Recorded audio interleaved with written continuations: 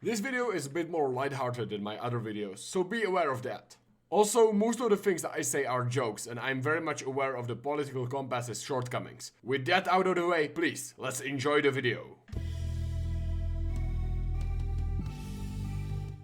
You know what's fun? Music. And what else is fun? Edgy political ideologies and incorrect political theory. And so, I've decided to do you all a favor and combined these two topics. As a completely incompetent musician, I've taken it upon myself to create various Spotify playlists, each representing one quadrant of the political compass. Before we start, let's just state some obvious ground rules. A. There are no original military songs or anthems. That would make the whole thing too easy. B. The music comprises of what I listen to. Given my interests, most of it will be metal. But there are also some other genres. C. I'm in no way commenting on the actual ideas the performers hold. And D. All of the links for the playlists are in the video description. Of course, I would try to make some songs myself, but sadly, I am fucking worthless. Regardless, let's start with everyone's favorite quadrant, Authoritarian Left. Starting out with Sabaton's Night Witches. Every Auth Left will proudly lift their heads up, hearing about the brave female bomber pilots from the Night Bomber Regiment 588 of the Red Army. Following up by Links XIII by Rammstein. This marching tune pleases every leftist. Originally made to send a message to the media. Rammstein is not a Nazi band. I am sure the song's message is clear. Well, your heart beats on the left. Energia by Ruskaya was my next pick. And that's for pretty obvious reasons. I mean, just looking at the aesthetic and imagery, the propaganda bureau of the Soviet Union would be proud. And while the song might have a peaceful message, we never know what is hidden behind the surface. Or at least that's what some guy called McCarthy had told me. Resistance is Futile by Leibach might be wrongly put here. Hence, at least in my interpretation of the song, it seems to be promoting the idea of collectivist transhumanism, where an entity, this time called evidently Leibach, tries to consume all of human life into one organism. This extremely collectivist thought seems pretty far left to me, but knowing Leibach, my interpretation of the song might be entirely wrong.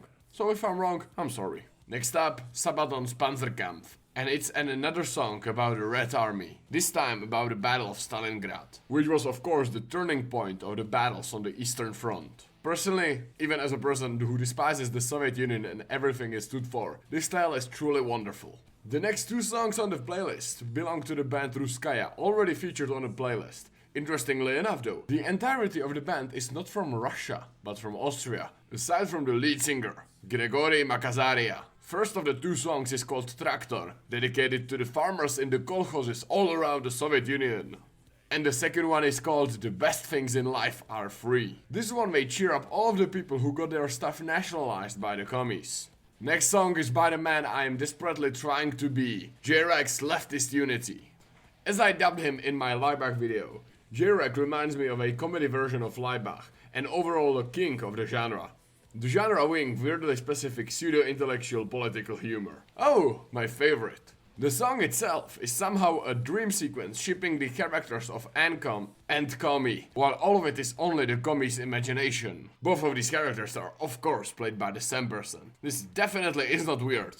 And lastly, we are ending the list with Leibach's rendition of We Will Go to Mount Pictou, the most popular song in North Korea, actually made sufferable. Now that we starved all of our citizens, I'm in the mood for some ethnic cleansing. Let's go on to Authoritarian Right. The first song is about the OG outrights, the Romans, by the death metal band XIII, whose discography is mainly about Roman history. The song I chose is titled I Caligvla, and it's about a wonderfully insane emperor. Continuing with Ausländer by Rammstein, the song talks about the sort of individual colonialism practiced by rich white Europeans, mainly in the 20th century. You know, find a tribe, fuck their wives, and go away. A dream come true for Auth Right. Cause when it comes to sex, I guess racism doesn't matter. Well, whatever. Of course, the song is ironic, but that's besides the point. The next four songs are by the same band, and I would do myself a great disservice if I didn't include them in this playlist. Ich bin über alles, SS Death Star Supergalactic, Third Reich from the Sun, and number one in Deutschland, all by Hansel and Gretel. Only hearing the song titles makes you either extremely angry or horny, which is honestly fucked up. The industrial duo's music is prime example of controversy for controversy's sake, but without a doubt, it worked for them. Musically, it's very simple industrial metal with elements of death metal and electronic music. Going back into reality, Faith No More's RV is a representation of a burnt out, white trash neoconservative sitting in his rotting RV. And this might be the grim portrait of many outrights. Not to mention, the song is absolutely amazing. Following, we have two songs from Sabaton. Bismarck, about a Nazi warship named in honor of the great Prussian Chancellor, and Red Baron, for all the Kaiserboos out there. Ending the playlist, we return to the past once again. The Great Chinggis Khan by The Who. The band who very famously popularized Mongolian metal music, even though Tenger Cavalry did it first. Genghis Khan might have been one of the biggest tyrants and murderers in history, but he was really cool, right? So everything forgiven. Next up, let's pretend we are disillusioned with the government, but we are still from a semi-rich family. Let's turn to the Libertarian Right. I might be speaking from personal experience. Starting out, we have to include Don't Tread on Me by Metallica. This song unironically lays out the libertarian mindset and ideas. Overall, it's a very idealistic take on libertarianism. Musically, it's very rhythmic, with some bluesish undertones. Despite it releasing on the Black Album, we could see it as a sort of precursor to Load and Reload. In conclusion, don't step on Snack. And now, we surely deserve a proper welcome. Ancapistan by Jreg. If Don't Tread on Me is idealistic and genuine, Ancapistan is the ironic and at points brutally honest take on Lib Right values. And in the same mood, we have The Government Totally Sucks by Tenacious D. Originally from the movie The Pick of Destiny, everyone's inner Lib Right can without a doubt agree that the government does totally suck. And I'm sorry Jack Black, but Elizabeth Warren won't fix it. Next song is Automation by King Gizzard and the Lizard Wizard. While Leibach's Resistance is Futile was an authoritarian left take on the idea of neural networks and transhumanism, this microtonal rock song is very much a Lib Right capitalist take on it. No one really forces you to join the neural network, aside from all of the advertisements and all of the friends you have lost to the ever-expanding new form of life. So will you join the last migration? Do you even have a choice? It's kinda like Facebook 10 years ago, right? Next song is 72 Hookers by NoFX. This is a great take on an anti-war song. How to finally solve jihadism and radical Islam? I don't know, just pay for some hookers to calm them down, I guess. Don't forget, prostitution is libertarian. Problem solved, beautiful. And they said that money can't buy everything. Next, Copperhead Road by Devil Driver. What's more Lib Right than a country death metal song about illegally selling and making moonshine? Hardly anything. But let's talk about alcohol a bit more. Drink by Ailstorm. Not only that most of the Lib Rights I know are borderline alcoholics. There should be no legislation from prohibiting a pirate stealing all of your alcohol. It's just a matter of paying for a better private security force. On a slightly serious note, The Shadow of the Swastika by Tyr.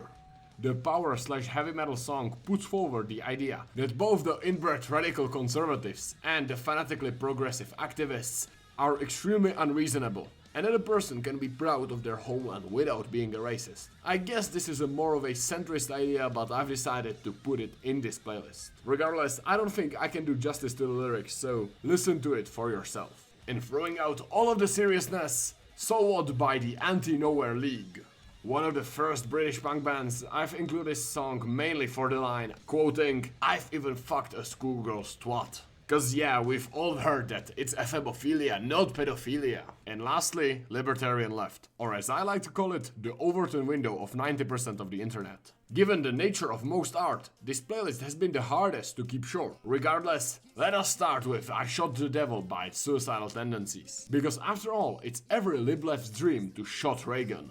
BIOB, an acronym for Bring Your Own Bombs by System of a Down, the criticism of America's warmongering in the Middle East. Dancing in the desert, blowing up the sunshine isn't an invite to a fun summer party. It is the propaganda machine turning innocent boys into ruthless killers. Mars for the Rich by King Gizzard and the Lizard Wizard might be a Lib Right's wet dream, but when it's from the perspective of the poor general populace, that's when the Lib Lefts come in. I do not want to dive deeper into the Gizwords, so I'm only gonna say that I accept Hentayumi as my AI overlord.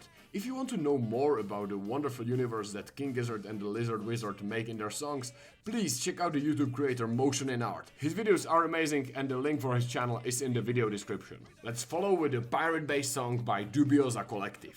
Copyright murder? Well, as a musician, I wouldn't care. I would be just happy that people like my music enough to download it. As a corporation, man, I would be pissed. I want you to pay for this. But as a consumer, please give me all of that stuff for free. Thank you. This crossover of ska, dub, punk and Balkan music will surely make you happy and disregard all of the laws regarding digital property ownership. And the same can be said about the next song, Bring the System Down. Next up, the holy grail of all the Lib Left songs. The one that managed to break into the mainstream. I'm of course talking about the one and only Killing in the Name by Rage Against the Machine. What is the machine? Either capitalism or the state, or maybe both. Either way, this song will make even a neoconservative at least slightly insult a cop. And I guess the wider society can agree that KKK kinda sucks. From Rage we come to Calm Idealism. Wanna Be Free by the German band Accept is a hard rock power ballad that explores the idea of lusting for freedom no matter who you are. All the prisoners around the world, no matter if they are jailed justly or unjustly, wanna be free. And I guess some people may see a case that they deserve their freedom too. The ballad also condemns the horrible business of human trafficking, one of the biggest and most inhuman crimes that exists. The next two songs are from the already mentioned Truskaya. No One Is Illegal talks about the idea that people should be freely migrate, a very popular opinion amongst Lib Lefts. And the second song is called El Pueblo Unido. It's a cover of the revolutionary Chilean song that kicked out Pinochet out of power. Of course, the song has been adapted numerous times by numerous leftist bands and artists. Hannes Wander or Anti-Flag come to mind. And lastly, let's leave on a calmer yet very grim note. What's the ultimate dreams of many Lib Lefts? To gather all the politicians they don't agree with and maybe apply a final solution on them. And that's one of the ways that Pink Floyd's Fletcher Memorial Home can be interpreted. But honestly, my interpretation just might be wrong. And with that, the video is concluded. Quite a weird thing to make a video about, right? But at least I get to make edgy humor for once. Regardless, the links for the playlists are in the video description. Please do check them out. If I may beg, like, comment and share the video with your friends. It helps the channel a ton. And if you want to see more content, please subscribe. I would also like to thank you for the insane reactions my Laibach video got. The responses were amazing and it was even shared by the band's official Facebook page. Though some of the incredibly pretentious comments are incredibly comedic. Anyways, thanks a ton for watching the video and bye.